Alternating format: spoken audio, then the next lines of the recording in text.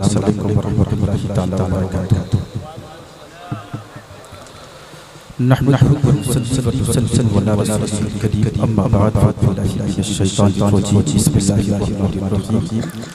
इन्नल्लाहा ला युग़य्यिरु मा बिक़ौमिन हत्ता युग़य्यिरु मा बिअनफुसिहिम, आमनतु बिल्लाहि सल्लल्लाहु अलैहि वसल्लम। दुरूद पाक पढ़ें, अल्लाहुम्मा सल्ली अला सय्यिदिना मौलाना मुहम्मद व आलिहि सल्लल्लाहु अलैहि वसल्लम। ए मेरी कौम, तुझे अज़मत रफ़्ता की कसम, तुझ में एहसास के जज़्बात शिकस्ता की कसम। हाय गुज़री शौकत मेरे ईमानों की, गर्दने खम कलीसा के निगहबानों की। जब से हम भूल गए तालीमे रसूले अरबी, तब से हम जी रहे हैं ज़िंदगी हैवानी की। खुदा ने आज तक कौम की हालत नहीं बदली, न हो एहसास जिसको अपनी हालत के बदलने का। एक बार और पाक पढ़ ले, अल्लाहुम्मा सल्ली अला सय्यिदिना मौलाना मुहम्मद व आलिहि सल्लल्लाहु अलैहि वसल्लम। अज़ीज़ान मोहतरम, ये मेरी खुशबख्ती है कि वाक़ईतन मुझे दाऊद अहले सुन्नत वल जमात जो हमारा मादनी इल्मी है, उसमें आज आपसे हम कलामी का शर्फ हो रहा है। मशकूर ममनून शहज़ादे इक़बाल हज़रत अल्लामा हाफ़िज़ क़ारी मसूद अकरम साहब का कि उन्होंने इस फ़क़ीर को हक़ीक़ को इस लायक समझा और मादनी इल्मी में कुछ कहने का मौका किया। अल्लाह ताला इनके कायदाना सलाहियत को कायम फरमाए और उसमें मज़ीद निखार और तासीर पैदा फरमाए। आज और जिस बाबत बस शरीक है, कभी ये जगह वीरान थी, आज अल्हम्दुलिल्लाह रब्बिल आलमीन आबाद। हमने कुरान मुक़द्दस की आयत की तिलावत की। अल्लाह ताला इरशाद फरमाता है, इन्नल्लाह ला युग़य्यिरु मा बिक़ौमिन हत्ता युग़य्यिरु मा बिअनफुसिहिम। इसी आयत करीमा के तहत मैं थोड़ी देर आपसे गुफ्तगू करने की कोशिश करूंगा। अल्लाह फरमाता है, बेशक अल्लाह रब्बुल आलमीन, माशाअल्लाह, नारे तकबीर, नारे रिसालत, शायर अहले सुन्नत जनाब हज़रत क़ारी ज़िया इस्लामी साहब बहराई शरीफ, नारे तकबीर, नारे रिसालत। हज़रात ज़िया साहब आ गए हैं। मुझे यकीन है कि हुस्न जमाल को देख करके आप जो है और थोड़ी देर बैठेंगे इंशाअल्लाह। दुरूद पाक पढ़ें, अल्लाहुम्मा सल्ली अला सय्यिदिना मौलाना मुहम्मद व आलिहि सल्लल्लाहु अलैहि वसल्लम। तो मैंने जो आयत करीमा पढ़ करके को मुशर्रफ किया, आपने सुन करके मुशर्रफ किया। अल्लाह इरशाद फरमाता है, इन्नल्लाह ला युग़य्यिरु मा बिक़ौमिन हत्ता युग़य्यिरु मा बिअनफुसिहिम। बेशक अल्लाह रब्बुल आलमीन किसी कौम की हालत उस वक्त तक नहीं बदलता जब तक कि कौम खुद अपने हालत के बदलने की कोशिश न करे। कि उसका आसान तर्जुमा मैं आपके सामने पेश कर रहा हूँ। इसी के ज़िम्न में इंशाअल्लाह मैं गुफ्तगू करने की कोशिश करूँगा। आज से 30 से 31 साल पहले, आप 1994, 95, 96 में जब आप जाएंगे तो सिर्फ डुमरियागंज नहीं, बल्कि सिर्फ पूरा सिद्धार्थनगर नहीं, बल्कि पूरे पूर्वांचल को हाईजैक करने की कोशिश की गई। देवबंदियत, वहाबियत, गैर मुक़ल्लिदियत का मुकम्मल जामा पहनाने की कोशिश की गई। नेपाल तक की सरहदों सीमा हाईजैक। आप जब ये 35 साल 30 साल तारीख उठा करके इस इलाके की देखेंगे तो आपको पता चलेगा जब दयाबना ने, वहाबिया ने इस इलाके को गुमराहियत का जामा पहनाने की मुकम्मल कोशिश किया और काफी हद तक मरकजियत का जामा उन्होंने पहना लिया। उस वक्त अल्लाह रब्बुल आलमीन ने एक ऐसी जात का इंतखाब इस इलाके से किया जिसकी क़यादत में सिर्फ आम नहीं बल्कि खास भी मुकम्मल फायदा उठाए। उस कायदाना सलाहियत के हामिल का नाम हुजूर कायदे मिल्लत अल्लामा हफीजुल्लाह रहमतुल्लाहि तआला। वाह वाह वाह, क्या बात है।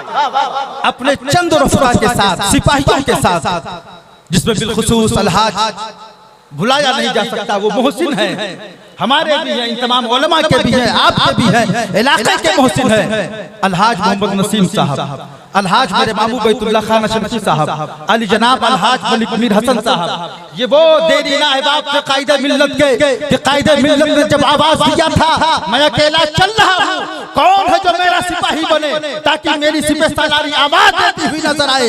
तो इन रफ़का ने जो उस वक्त दस्तबाजी बने थे, आवाज दिया था, आप आगे बढ़े, हम आपके साथ हैं। जब उन्होंने साथ दिया तो आज मामला ये हो गया कि रूह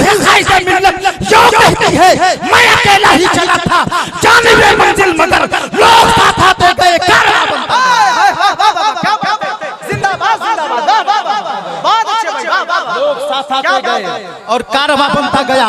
आज पूरा बस्तिया भी खड़ा है, पूरा थलकपुर भी खड़ा है, पूरा सिकहरा भी खड़ा है, पूरा डुमरियागंज भी खड़ा है, पूरा बदौला भी खड़ा है, पूरा इलाका खड़ा है, पूरा उत्तर प्रदेश खड़ा है। अब गरीब नवाज किसी फर्द वाहिद की मिल्कियत नहीं बल्कि कौम की अमानत है। और गरीब नवाज कौम की अमानत के साथ साथ कायदे मिल्लत के साथ सिर्फ एक साथ नहीं बल्कि फिक्र अहले सुन्नत है। आज यहाँ से फारिग होने वाला हर बच्चा कहता है आज कायदे मिल्लत हमारी रगों में है, कायदे मिल्लत हमारी फिक्र में है, कायदे मिल्लत हमारी नसीब व फराज में है, कायदे मिल्लत हमारे लैलो नहार में है, कायदे मिल्लत हमारे तखय्युल में है, कायदे मिल्लत हमारे तसव्वुर में है, कायदे मिल्लत हमारे ऊंचो नीच में है। क्यों? उसकी वजह यह है कि हम जैसे कहते हैं हमारे वालिदैन ने हमें जन्म दिया, कोई पहचान नहीं। हमारे बाप हमारी माँ ने हमें जन्म दिया, अल्लामा कारी दिलशाद साहब को जन्म दिया, कोई पहचान नहीं। अल्लामा हाफिज़ कारी अरबाब फारूकी, अल्लामा कारी निसार, अल्लामा कारी शबानी, दीगर उलमा, दीगर यहाँ के कदीम तलबा बैठे, पूछे इनसे हमारी कोई पहचान नहीं। अभी मैं पूछूं कारी अरबाब साहब से मिला थोड़ी देर पहले, बड़ा खूबसूरत बयान आपने दिया, कैसे आपके बाप की भूमिका है, माँ की भूमिका है, तो कहेंगे नहीं, उनकी भूमिका सिर्फ पैदा करने तक है, जन्म देने तक है। आज जो ये 5 फीट की ऊंचाई पर ये फकीर यही जैसे उलमा यहाँ पर खड़े होकर के गुफ्तगू करते हैं, इसमें वालिदैन का नहीं बल्कि कायदे मिल्लत जैसे मोहसिन की भूमिका है। माँ बाप ने जन्म दिया है, कायदे मिल्लत जैसी शख्सियतों ने कर्म किया। नारे तकबीर, नारे रिसालत, दारुल उलूम अहले सुन्नत गरीब नवाज, जलसे दस्तारबंदी, फैज़ हुजूर कायदे मिल्लत। वाह वाह वाह, क्या कहने भाई। और याद रखिएगा इंसान अपने जन्म से नहीं अपने कर्म से पहचाना जाता है। इंसान अपने जन्म से नहीं अपने कर्म से पहचाना जाता। यहीं पर जुमला दे रहा हूँ कि आज सिर्फ आज नहीं बल्कि रहती दुनिया तक इस चमकती इमारत की ताबिंदगी जब तक रहेगी तब तक हुजूर कायदे मिल्लत को याद किया जाएगा। क्योंकि यहाँ पर जितने लोग बैठे हैं उनके चेहरे से, उनके मुखड़े से, उनके कदकाठी से, कद्दो-कामत से नहीं बल्कि हुजूर कायदे मिल्लत को हम उनके किरदारों कैरेक्टर से जानते हैं। लोग आते रहेंगे, दुनिया से जाते रहेंगे, नस्लें मुंतकिल होती रहेंगी, कायदे मिल्लत सबके दिलों में अपने किरदार की बुनियाद पर हमेशा जिंदा रहेंगे, सलामत रहेंगे, जिंदाबाद रहेंगे, पाइंदाबाद।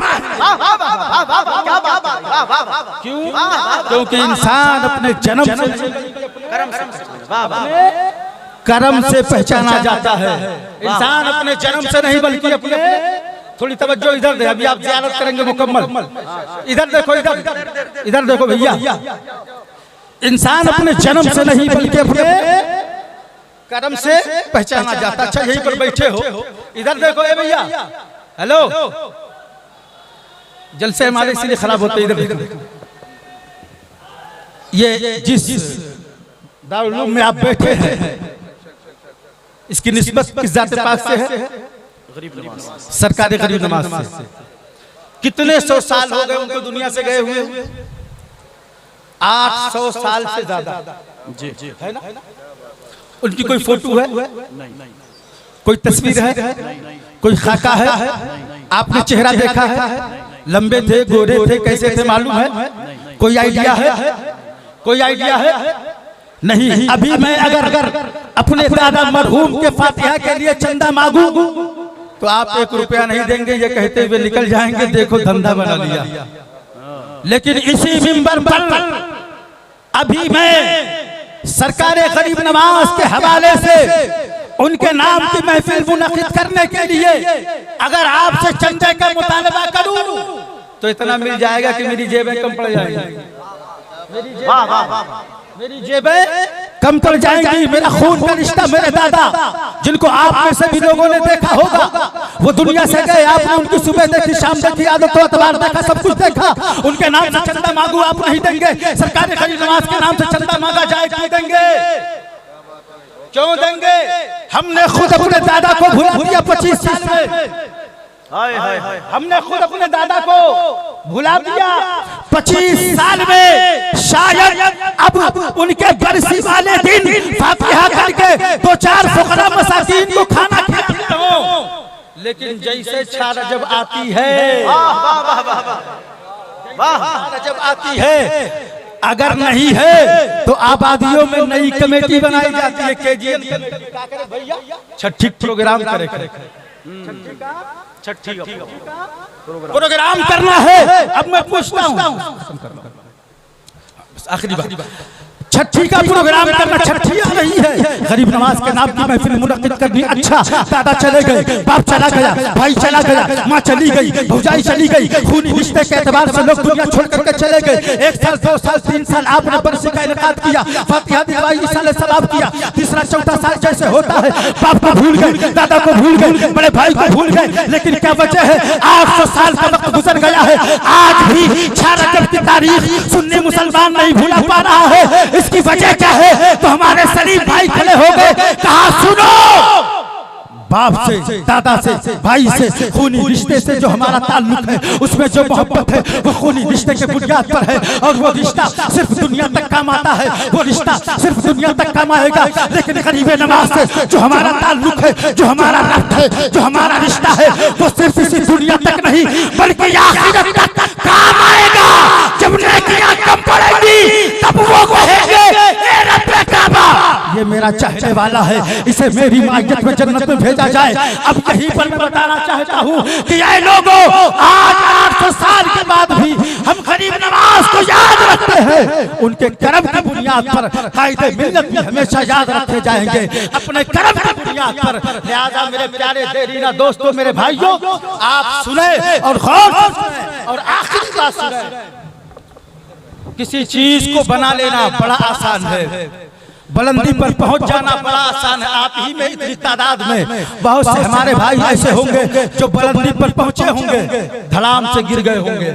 बुलंदी पर पहुंच करके ठहर जाना, इसे कामयाबी कहते हैं। बड़ी नुक्ते की बात बताने जा रहा हूँ, सुनिएगा। बुलंदी पर पहुंच, भैया देखो भैया, लाला आप लोग कौम मिल्लत के मुहाफिज हैं, अल्लाह हिफाजत फरमाए। वालेकुम अस्सलाम। बुलंदी पर पहुंच जाना कमाल नहीं है। जुमला गौर से सुनिएगा, नोट कीजिएगा, बिलखुसूस हमारे यंगस्टर। बुलंदी पर पहुंच जाना ये कमाल नहीं है, बुलंदी पर पहुंच करके ठहर जाना ये कमाल है। बुलंदी पर पहुंच करके ठहर जाना ये कमाल है। बुलंदियां बहुतों को मिली, लेकिन रास ना आई, धड़ाम से गिर गई। क्यों? क्योंकि जब मुहाफिजत कमजोर होती है तो इमारत कैसी भी हो जंग हो जाती है। कायदे मिल्लत ने दारुल उलूम गरीब नवाज दिया, डुमरियागंज इलाके को बुलंदी अता की। कायदे मिल्लत ने यह इदारा कायम किया, डुमरियागंज के लोगों की नाम दान शान बनाया। कायदे मिल्लत ने यह इदारा कायम किया, देवबंद वहाबियत की छाती पर तीर ठोक दिया। कायदे मिल्लत ने दारुल उलूम गरीब नवाज की बुनियाद रखी, सुन्नियों सर को बुलंद कर दिया। अब अहले सुन्नत के हर फर्द की ये जिम्मेदारी है, मौलाना मकसूद अकरम की नहीं, सिर्फ कारी इरशाद की नहीं, सिर्फ जमाल की नहीं, बल्कि हर फर्द की ये जिम्मेदारी है कि गरीब नवाज की हर तरीके से मुहाफिजत करे। माल की जरूरत पड़े माल दिया जाए, वक्त की जरूरत पड़े वक्त दिया जाए, ज़बान की जरूरत पड़े ज़बान दिया जाए, जिन जिन चीजों की जरूरत पड़े उसे दिया जाए, ताकि ये चमकती और चमकती रहे और अपने मिशन पे काम करती रहे। कायदे मिल्लत अपनी कब्र में मुस्कुराती रहे। आलमीन की बारगाह में दुआ है कि मौला ताला क्या हुक्म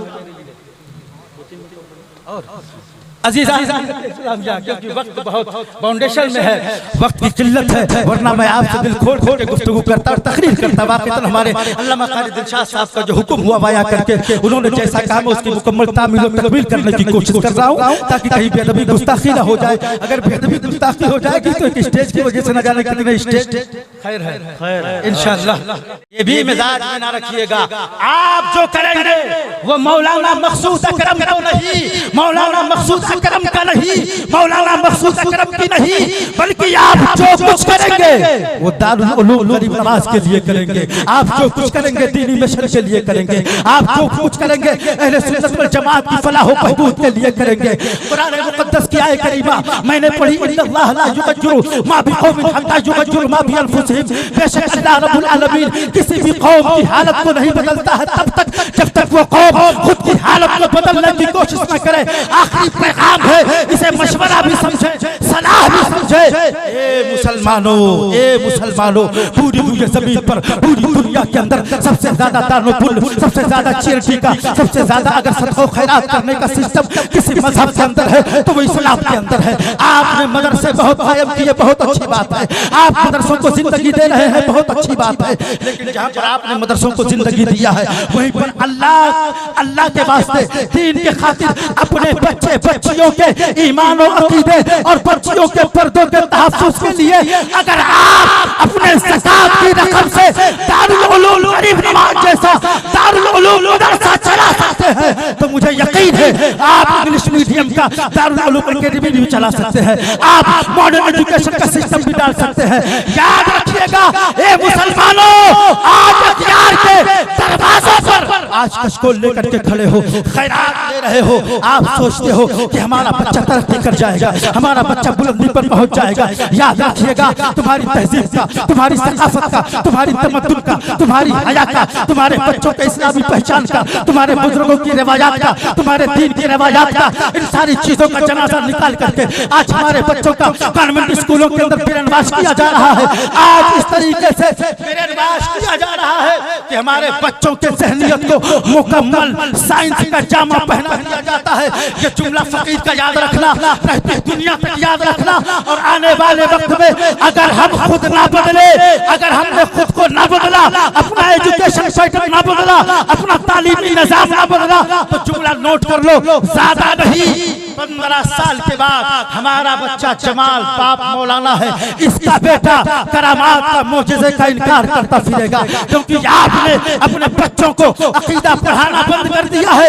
लिहाजा जहाँ पर आपने मदरसा कायम किया है वही मदरसे के साथ साथ स्कूल भी कायम करें, वही मदरसे के साथ साथ आप इंग्लिश मीडियम का स्कूल कायम करें, मॉडर्न एजुकेशन का सिस्टम डालें। कोई बड़ी बात नहीं है। और जब भी आपको सदा लगाई जाए तो आप जिस तरीके से एक मजहबी मदरसे को ताउन करते हैं इसी तरीके से उसका भी ताउन करें। क्यों मैं ये बातें बोल रहा हूँ? क्योंकि जिंदगी और बंदगी ये दो चीजें हैं। जिंदगी और बंदगी ये दो चीजें हैं। जिंदगी जीने के लिए दुनियावी तालीम का होना जरूरी है और बंदगी के हुकूक को अदा करने के लिए दीन की तालीम का होना जरूरी है। अगर आप आज के स्कूलों की तरफ जाओगे तो बंदगी की तालीम छूट जाएगी और अगर सिर्फ दारुल उलूम की तरफ आओगे तो जिंदगी की तालीम छूट जाएगी। लिहाजा हम क्यों ना ऐसा सिस्टम बनाए, हम क्यों ना ऐसा ज़ाब्ता बनाए जहाँ पर हमें जिंदगी जीने का सलीका भी मिले, बंदगी के हुकूक अदा करने का सलीका भी मिले, तरीका भी मिले। लिहाजा जहाँ पर आज लाखों करोड़ों रुपए दे करके ज़कात व फितरात की आप दारुल उलूम गरीब नवाज जैसी इमारत खड़ी कर सकते हैं तो इसी तरीके से दारुल उलूम गरीब नवाज अकेडमी और मॉडर्न एजुकेशन का सेंटर भी कायम कर सकते हैं। मैंने आज से कुछ महीना पहले एक तकरीर में एक जगह बोल दिया था कि जामिया अशरफिया अगर है तो जामिया अशरफिया के साथ जामिया अशरफिया मेडिकल कॉलेज के नहीं, दारुल उलूम अलीमिया अगर है तो अलीमिया इंटर कॉलेज के नहीं, अगर जामिया अमजदिया है तो जामिया अमजदिया के साथ साथ अमजदिया मेडिकल कॉलेज क्यों नहीं। ऐसे ऐसे मैंने जब कुछ जिक्र किए थे, तस्करे किए थे तो लोगों ने ज़बान पकड़ने की कोशिश की थी। मैंने कहा था सुनो, आज दुनिया के अंदर खास करके बिलखुसूस भारत के अंदर आज जो मदारिस भी बहुत है, उलमा भी बहुत है, इतने उलमा पैदा हो गए हैं कि आज उलमा की तहकीर हो रही है, इतने उलमा पैदा हो गए हैं जो उलमा का तकद्दुस पामाल हो रहा है। और उसूल है जब कोई चीज कसरत से हो जाए और जब कोई चीज आम हो जाए तो बेकदरी होने लगती है। जिस तरीके से आज आपने बहुत सारे इदारे कायम किए, बहुत सारे उलमा पैदा किए, बेशक उलमाए किराम का बहुत अहम किरदार है, उलमाए किराम की बहुत अहम भूमिका है, लेकिन किस चीज में? हुकूक बंदगी के अदा करने में, दीन को जिंदा रखने में। लेकिन दुनिया जिंदा कैसे होगी? मार्केट में आप कैसे जाओगे? एयरपोर्ट पे आप कैसे जाओगे? हॉस्पिटल में आप कैसे जाओगे? होटलों में आप कैसे जाओगे? अगर आपको अस्पताल का दौरा करना किसी मरीज को लेकर के तो अपने मामला को कैसे आप हल करोगे? तो वहाँ के लिए दुनियावी तालीम चाहिए। तीनों दुनिया की जब दोनों दोनों तालीम जब बंदे के पास होगी तो बंदा ना दुनिया में कामयाब होगा और ना दीन में नाकाम होगा। बंदा ना दुनिया में नाकामी देखेगा ना दीन में नाकामी देखेगा, गोया कामिल अकमल कामयाब बंदा हो जाएगा। लिहाजा मेरे प्यारे जयाले भाइयों, दारुल उलूम अहले सुन्नत गरीब नमाज के साथ हमेशा खड़े रहिए। कायदे मिल्लत का ये सरमाया है, ये दारुल उलूम गरीब नमाज अगर ताबिंदा है तो कायदे मिल्लत की रूह ताबिंदा है। अल्लाह रब्बुल आलमीन हुजूर वाला के दर्जात बुलंद फरमाए और उनके मिशन को हम सबको आगे बढ़ाए।